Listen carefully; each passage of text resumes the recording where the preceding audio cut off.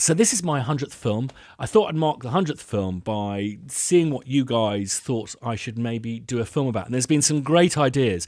In fact, one of them is so good, I'm actually going to film that concurrently with this 100th film, and it might be film 101 or 102. 100th film, how about 100 do's and don'ts of media composition? And I thought about it, and actually it's easier than it sounds. So I thought I'd add a caveat, because I don't do things by half. And all of the don'ts are things that I've done or have seen firsthand, and all of the do's are things that I haven't but should have done. So it's a case of don't do as I did, do as I didn't, which I think is 2 already. Don't be a musical racist. So when a producer or a director asks you to put like a shakuhachi over a scene that has maybe a sushi chef in it, do say, do you not think we're a bit better than this? Don't sleep with the producer or director that you're working with on a film. But if you do return their calls, especially if the next film they're going on to make wins a basket full of BAFTAs. Don't ever use splash cymbals. There's none left. I've used them all. And saxophones? No. I thank the Belgians for mussels and chips, if they do have them with mayonnaise, and Audrey Hepburn, but I don't thank them for those monstrosities. No. Do apply a laser focus to which part of the industry you want to break through. The more I think about this, the more I'm convinced that the blitzkrieg approach to career planning is the way to go. So don't spread yourself too thinly across the entire line. Don't spend every last penny you earn buying expensive equipment. Travel the world. Experience stuff. Interesting people make interesting music. If you want to work with Hans Zimmer, don't devote an entire lifetime to making music like Hans Zimmer. Hans Zimmer's good at being Hans Zimmer. But do make a bunch of freaky music on a YouTube channel that no one watches. He will find you. Don't think the thing that's standing between you and success is a piece of equipment or a plugin or a sample library. Do understand that the thing you need to invest in is you.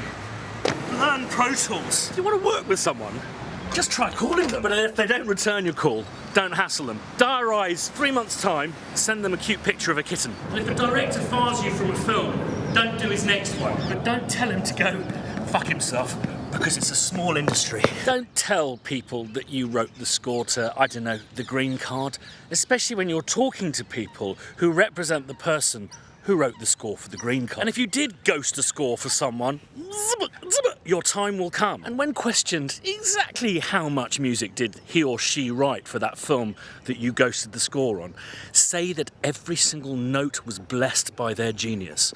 One day credit will be given, but not by you to yourself. And I just want to put it out there, if you record a child singing a song, don't put auto-tune on them. It's like kind of putting lipstick on a baby. It's nothing kind of illegal about it. It's just creepy. Do you really need to quantize that? You hit save. Don't let a WeTransfer link go dead for a new cut of the movie that you've said you've seen and are working on. But when you get a WeTransfer link, download it immediately, check that it works, check that the tracks are split correctly before moving on to the other 14 jobs that you're doing. Don't treat cues like your children. If they don't like them and think they're ugly, just discard them. But keep them in a safe place. I've used cues that I wrote for a rom-com on a robot movie. Don't think producers or directors respect you any more for you killing yourself. If you need more time, have you tried asking for it? Don't come off your honeymoon to have a meeting on a film. And in fact, if someone asks you to do that, this is me retrospectively saying this, go fuck yourself. Do use live musicians. Don't think it's a good idea to spunk your entire fee on a massive orchestral budget just so you can get some live orchestra on your showreel. It all sounds the same. Do business plans. Practice delayed gratification. You don't need that synth just yet. When you're offered a massive fee for a computer game, take that fee and divide it by the number of months they've scheduled, plus 12 months. If a job is above your station, pitch for it. And if a job is beneath your station, don't pitch for it. But whatever you do, if you are pitching, make sure you've got time to pitch the fucking bejesus out of it. Try to convince directors or producers not to give you notes via email. And don't read those emails after drinking beer or wine. Don't hit send, not now. Wait till tomorrow. Wait till tomorrow. Go to bed. And in the morning, Just say to yourself, this feeling in my gut, it'll drain away like pus from an infected sore. Just focus on how to pragmatically deal with the notes. This is part of our job. And when you've actioned these notes, don't save over the top. Save a version up. You'll be surprised at how many times you're asked to go back to a previous version. Write with dialogue as master. And by that, I mean dialogue on, always, and the loudest thing in the room, really. Don't sit in the same room as someone who is mixing your music. Don't harbour the illusion that your music is going to be dubbed as loudly as you've been monitoring it. And I guess you could ask them to turn it up a bit. If you want to sit comfortably on a beach and stay on that beach after finishing a film score, stem the fuck out of it. And don't think when you finished a job that that's the last job you're ever going to do. And do use this time to rest and regroup. By all means, do tell God your plans, but don't be offended if he laughs. Don't let your inner 5-year-old become your inner career Führer. Don't be disappointed if doing the thing you've always wanted to do, maybe writing kind of scores for this kind of thing, is actually kind of boring. Be open to avenues of success that maybe you hadn't anticipated. So it turns out you're really good at writing music that goes with cookery shows. Go with the flow. Don't upgrade your operating system in the middle of a project. Don't upgrade your computer system in the middle of a project. And don't upgrade your operating system in the middle of a project. And don't upgrade your boyfriend, girlfriend, husband or wife in the middle of a project. And don't upgrade your operating system in the middle of a project. Have you backed up? And have you backed up the backup? And have you put that backup in a totally different location to the other backup? Don't put anything in the LFE. Unless it's an E. And if you don't know what an E is, don't put anything in the LFE. Don't get bogged down with detail. You know, the hi-hat is fine. Put 40% of what you earn away for tax. No, really, I didn't. And just because you've spent $1,000 on that Moog synthesizer doesn't mean you're gonna get $1,000 off your tax bill. And no, it's not $500 either. Google depreciation. Don't move 500 miles away from where you work if you have a fear of flying. I kind of lied about cues. They are your babies. Don't give away their publishing. Understand, the more you take up front, the less you get at the other end. Don't upgrade your operating system in the middle of a project. Agents will not get you as much work as you will get you. And you pay agents not only to find you work, but to get you the job. You don't pay agents to give you leads. That piece of music you've got, the weird one, doesn't sound like anything you've heard before. It's probably last on your show reel. Make it the first thing on your show reel. And that piece of music, you know, the one that you really like, because it doesn't really sound like you, it sounds like proper, professional, filmy cinema music, like it's been written by someone else. Leave it off your show reel. Probably said this already, but get away from that fucking computer. Don't underestimate the power of social media. It is your opportunity to brand. One show reel to a punter, a director, a producer, pretty much sounds like any other. But your deportment in person, on social media, the way you brand yourself can set you aside. Letting a producer rip you off once can be an investment in your future. Letting a producer rip you off twice is like buying a ticket to a land full of disappointment. The quickest route to finding your own sound is to not use other people's sounds. Second-hand stores, junk stores, sample it. It may just be junk, but it'll be your junk. Meetings with directors. Do offer up nice biscuits and refreshments, but don't offer to pay for a car to take that director home after that first meeting. Manage their expectations. And I think it's good to nurture relationships with directors, but don't expect them to be loyal to you for the rest of your working careers. You're not the Cosa Nostra. Is that how you pronounce it? Don't get really hammered and send a track that you've been working on whilst massively high or pissed. And if you do immediately regret sending that track, don't then write an email saying, please ignore that last track, I think it's a load of shit. Yeah, did it. It's a really big film too. Don't tell directors about jobs that you have worked on, you're working on, or you're about to work on. There's a lot of professional anxiety and jealousy in that particular profession, and it makes them feel very uncomfortable that you may not be focused. Don't say something is not possible musically. It's not 1850.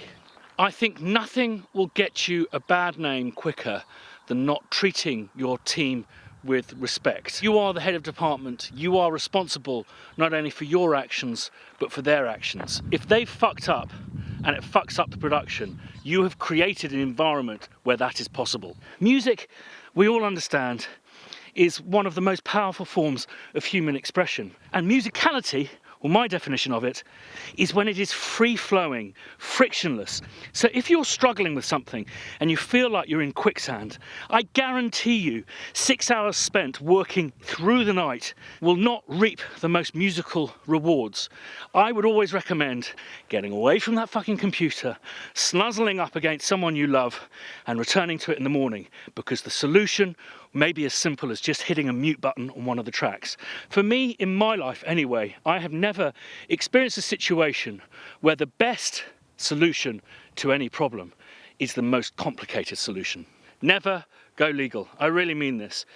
If a situation arises which can't be settled with a phone call or a polite letter or email, or even maybe something like a cease and desist from a lawyer, don't take it any further. Life is just too short, and I'm afraid to say the world we live in is not a fair one.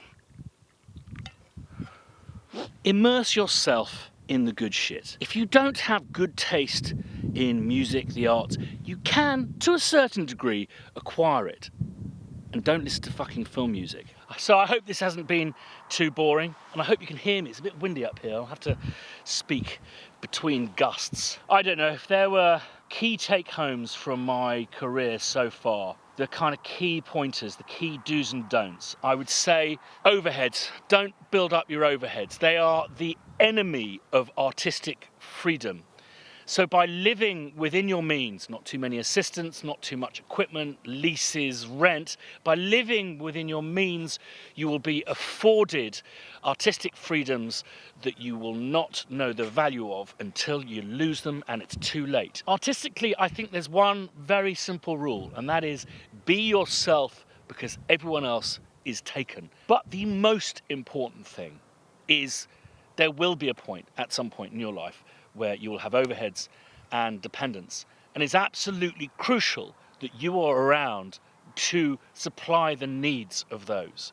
Producers and directors do not judge how successful a composer is by how hard she or he works, by how much you're killing yourself. And to kill yourself, to work every hour God sends, doing a job that you're not enjoying for people that you don't like, and you're not seeing your family, you're not earning money, is a total waste of time. What producers and directors classify as a successful composer is based on the quality of work that you're working on, so the quality of the project that you're working on, the quality of work that you're doing, and the nominations you've received, and the awards that you've taken home. And from what I've seen from composers around me, those fruits are only born from people who have time to reflect, to artistically consider stuff, and who have their health. Get away from that computer. I know I say this ad nauseum, but it is the worst place to write music. Look after yourself, eat well, don't drink too much, and when you do drink, drink the good shit. Don't take too many drugs, and if you do take the good shit, follow your bliss. If it makes you happy, that is the direction that will make you prosper as a human being. Look after yourself, and thanks as always for your support over the last 100 films and the next 100 maybe that I'll be doing. If you haven't subscribed yet, some really exciting stuff coming up. Hit subscribe. If you want notifications when I post new videos, hit the bell button. And if you've enjoyed this video, smash the like button. Smash. Fucking midlife crisis. Ugh.